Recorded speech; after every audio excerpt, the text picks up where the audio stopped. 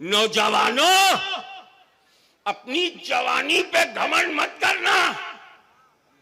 تیرے ہر عضو کے بننے میں تیری ماں کا لہو ہے, تیری ماں کا خون ہے. تو سر پٹک پٹک کے اپنی ماں کے قدموں میں مر جائے مگر ماں کے احسان کا بدلہ تو نہیں چکا سکتا. ماں نے روٹی کپڑا نہیں تجھے دنیا میں وجود بخشا ہے. تمہارا استعداد, تمہارا ایگزسٹنس رب نے اگر بنایا ہے تو ماں باپ نے نبھایا ہے.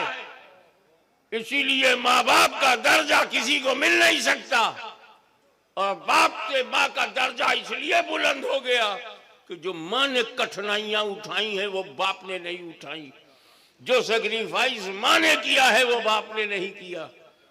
آپ سمجھتے چلو وہ بلڈ سے بنا, ماں کے خون سے تمہاری آنکھیں, ماں کے خون سے تمہارا دل و دماغ بنا ہے, ماں کے خون سے ہی تیرے جسم کے ٹکڑے بنے ہیں.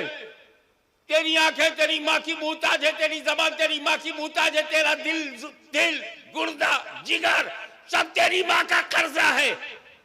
ماں دل بنوائے اپنے لہو سے اور دل کسی اور کو دے دو.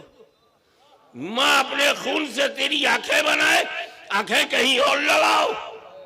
ماں اپنے خون سے تیری زبان بنائے اور گیت کسی اور کے گاؤ.